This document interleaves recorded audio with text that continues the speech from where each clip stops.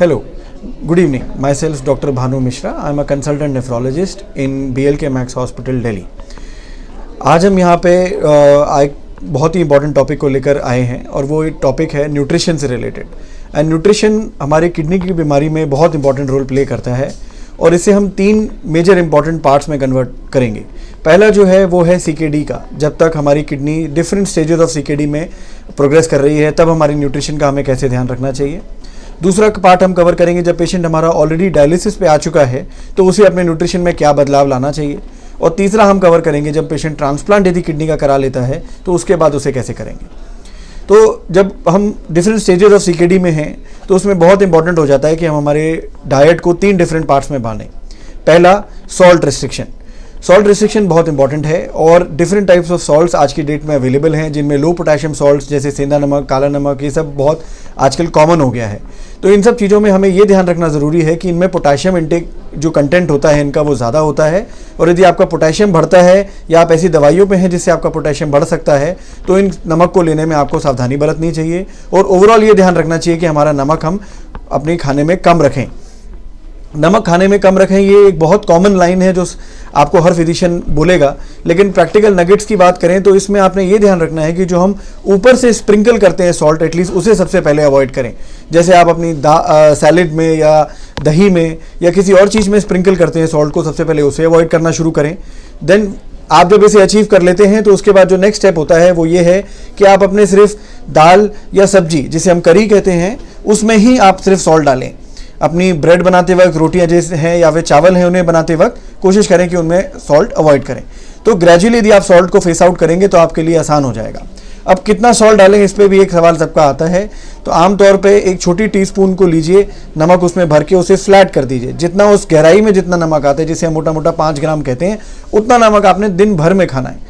तो ये एक बहुत अपहिल टास्क हो जाता है, कई बार लोगों के लिए आसान नहीं है। कहना बहुत आसान होता है, करना बड़ा मुश्किल होता है, बट इस पे अमल लाने की कोशिश करें।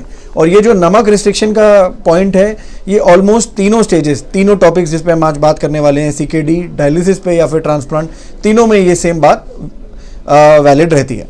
सेकेंड नंबर पे जो इंपॉर्टेंट होता है वो होता है calorie intake and protein intake. तो calorie intake will depend on the kind of BMI you have and उस पर डिपेंड कर जाएगा। तो यदि आपकी बीएमआई बहुत कम है और आप बिल्कुल पतले हैं तो इसमें आपका कैलोरी इनटेक हम एटलीस्ट मेंटेनेंस 1600 to 1800 कैलोरीज रखते हैं। यदि आप बहुत पतले हो जाते हैं, जिसमें आपका बीएमआई बहुत लो है, 16, 17, 15 के आसपास है, तो इट इज़ बेटर कि आपका बीएमआई बिल्डअप किया जाए। तो कैलोरीज हम बढ़ा के 2000 या 2200 के आसपास कैलोरी पर डे की दे सकते हैं। तो ये आपको कस्टमाइज़ कराना होगा अपने बॉडी साइज़ और बीएमआई के अकॉर्डिंगली। अपने डॉक्टर से बात करिए and how we can make your BMI in the normal range. तीसरा जो सबसे इंपॉर्टेंट एस्पेक्ट होता है किडनी बीमारियों में वो होता है प्रोटीन इंटेक का। और प्रोटीन इंटेक में जब आप डिफरेंट स्टेजेस ऑफ सीकेडी में हैं और आपका किडनी डिसीज प्रोग्रेस करती जा रही है तो थोड़ा हमें रेस्ट्रिक्शन की तरफ बढ़ना चाहिए। बट इसमें एक बहुत इंपॉर्टेंट टॉपिक है, प्रोटीन रेस्ट्रिक्शन से मतलब मेरा ये है कि कम खाना है। इसका ये मतलब नहीं होता कि आप बिल्कुल टोटल प्रोटीन इंटेक अवॉइड कर दें।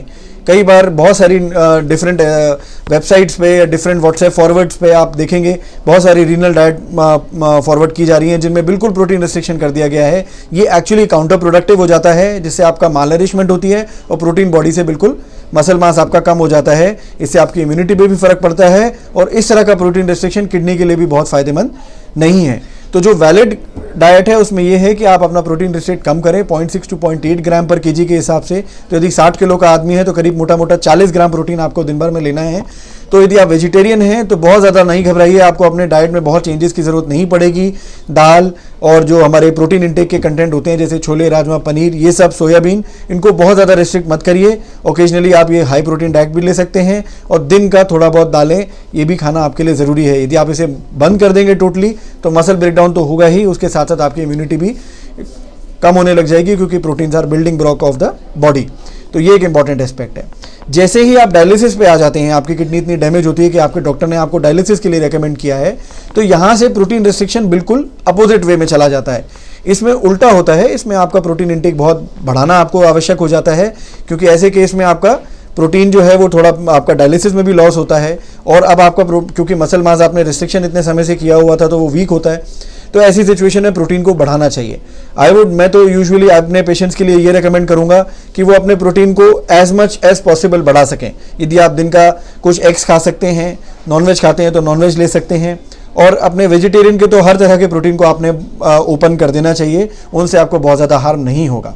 एक कॉन्सेप्ट होता है प्रोटीन में जिसे हम प्रोटीन टू फॉस्फोरस रेशो बोलते हैं, कि किसी भी प्रोटीन के कंटेंट में कितना फॉस्फोरस का रेशो आपके साथ आता है। तो इसमें वेजिटेरियन में is very useful, non vegetarian में भी ये कंटेंट जो रेशो है वो आपका बढ़ सकता है। फॉस्फोरस इंटेक क्योंकि प्रोटीन के साथ साथ बंधा हुआ होता है वो आता है, लेकिन प्रोटीन खाना भी उतना ही ज़रूरी है। तो फॉस्फोरस रिस्ट्रिक्शन के लिए प्रोटीन रिस्ट्रिक्शन आप कर दें, ये डायलिसिस में एक बहुत ही मिडिल पाथ आपको लेना पड़ेगा, इतना आसान नहीं होता। आपके ब्लड वैल्यूज़ को देखकर आपको कैसा कस्टमाइज़ करना है उस पर आप अपने फिजिशियन से कंसल्ट कर सकते हैं। तीसरा जो आपका ट्रांसप्लांट का सबसेक्शन होता है उसमें प्रोटीन इंटेक आपको नॉर्मल रखना है। शुरुआती केस में 1 ग्राम पर केजी के हिसाब से आप अपना प्रोटीन लीजिए, कोई ऐसे मेजर रिस्ट्रिक्शन की आपको नीड नहीं होती है। उसमें इंपॉर्टेंट हो जाता है आपको कैलोरी रिस्ट्रिक्शन, क्योंकि आपको स्टेरॉइड्स दिए गए होते हैं जिससे आपको भूख ज़्यादा लग सकती है, शुगर आपकी बढ़ सकती है। तो ऐसे में little bit of carbohydrate restriction और ओवरऑल कैलोरी का आपको ध्यान रखना चाहिए, ताकि आपका वेट गेन ना हो और आपका जो नया किडनी ग्राफ्ट लगा है वो लंबे समय तक आपका साथ दे।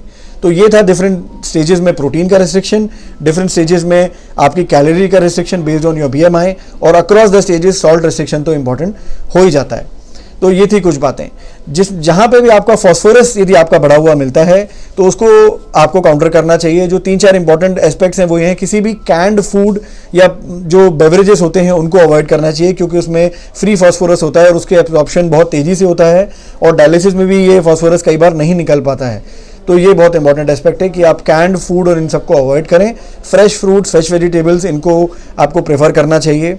नट्स एंड लेग्यूम्स में, नट्स वगैरह में जो आपके होते हैं उनमें काफ़ी फॉस्फोरस होता है, तो उनको लिमिटेड मात्रा में खाइए, तो आपको फॉस्फोरस कंट्रोल करने में और प्रोटीन इंटेक के बैलेंस को मेंटेन करने में काफ़ी हेल्प मिलेगी। तो बिल्कुल शॉर्ट में मैंने आपको प्रैक्टिकल एस्पेक्ट आपको बताया न्यूट्रिशन में आपको क्या करना चाहिए। मेरा ईमेल और मोबाइल नंबर नीचे लिंक में होगा, and please feel free to ask your questions. Thank you.